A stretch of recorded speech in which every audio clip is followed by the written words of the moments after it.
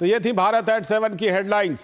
और अब देखते हैं खबर मध्य प्रदेश के आदिवासियों को नए साल के तोहफे की। सबसे पहले बात करते हैं मध्य प्रदेश के 29 जिलों में बड़ा बदलाव हो रहा है। इन जिलों के सैकड़ों गांवों की काया पलट की तैयारी की गई है। सरकार ने सभी जिलों के अधिकांश वन ग्रामों को राजस्व ग्राम में बदलने के लिए गैजेट नोटिफिकेशन भी जारी कर दिए हैं। देखिए हमारे संवाददाता श्रेयस द्विवेदी की ये रिपोर्ट।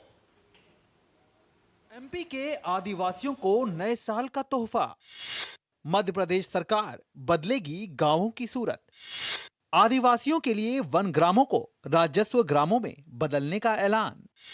29 जिलों के 827 वन ग्राम बनेंगे राजस्व ग्राम। इसके साथ ही आदिवासी समुदाय को मुख्य धारा में जोड़ने का रास्ता आसान। आदिवासियों को सड़क, बिजली और पानी जैसी सुविधाएं उपलब्ध कराने के लिए उठाया गया कदम। अब इन क्षेत्रों में रहने वाले आदिवासी लोगों को जमीन और कृषि संबंधी अधिकार भी प्राप्त हो सकेंगे। मध्य प्रदेश सरकार ने 29 जिलों में वन ग्रामों को राजस्व ग्राम में बदलने के लिए गजट नोटिफिकेशन जारी किया है।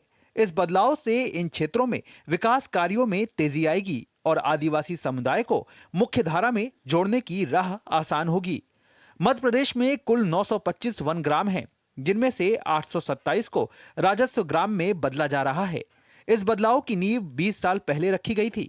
2002-2004 के बीच राज्य सरकार ने वन ग्रामों को राजस्व ग्राम में बदलने का प्रस्ताव केंद्र को भेजा था। 22 अप्रैल 2022 को केंद्रीय गृह एवं सहकारिता मंत्री अमित शाह ने भोपाल में वन समितियों के सम्मेलन में इस फैसले की घोषणा की थी।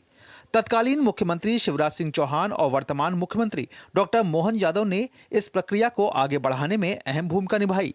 मुख्यमंत्री डॉक्टर मोहन यादव ने हाल ही में अधिकारियों के साथ बैठक कर इस प्रक्रिया को तेजी से पूरा करने के निर्देश दिए। उन्होंने वन अधिकार अधिनियम और पेसा एक्ट का पालन सुनिश्चित करने पर भी जोर दिया। जिन 827 वन ग्रामों को राजस्व ग्रामों में परिवर्तित करने का निर्णय लिया गया, उनमें से 792 को राजस्व ग्रामों में परिवर्तित किया जा चुका है।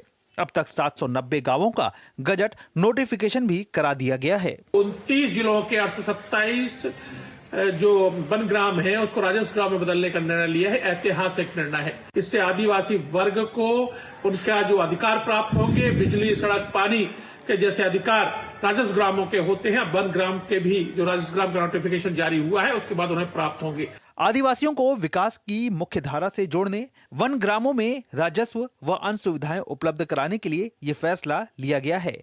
इसके तहत वन ग्रामों में अब सड़क, बिजली, पानी जैसी मूलभूत सुविधाएं मुहैया कराई जाएंगी।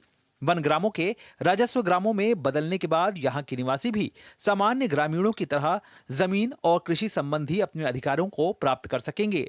इससे जंगल के कानून की तलवार आदिवासियों के सिर से हट जाएगी, जो पहले उनकी आजीविका और जीवन शैली में बाधा उत्पन्न करती थी।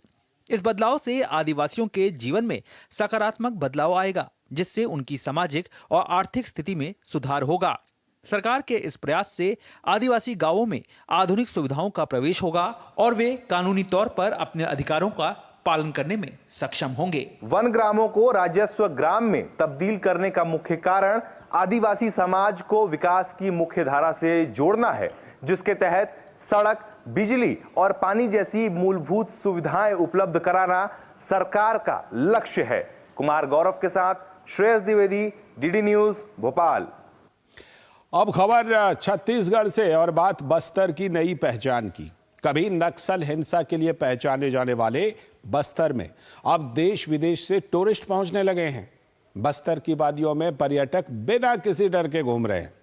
बस्तर में बदलते हालात का अंदाजा आप इसी बात से लगा सकते हैं कि चित्रकोट वाटरफॉल को देखने के लिए रात के समय भी